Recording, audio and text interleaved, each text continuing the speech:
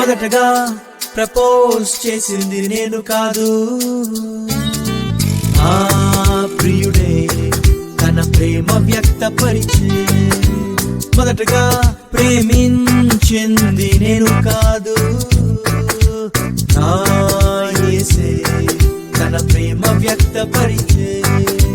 కోరినాడు, పిలిచినాడు, నేను ఏదో మంచి వ్యక్తినైనట్టు. కుమ్మరించే ప్రేమ మొత్తం నేను తప్ప ఎవరూ లేనట్టు.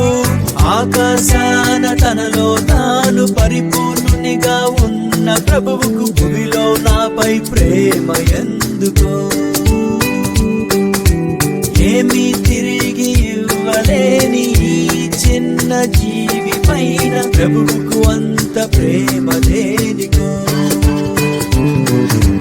ఇంత గొప్ప ప్రేమ రుచి చూసాక నేను ప్రేమించకుండా ఎట్లా ఉంటాను?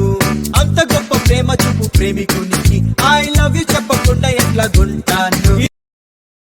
Download ShareChat.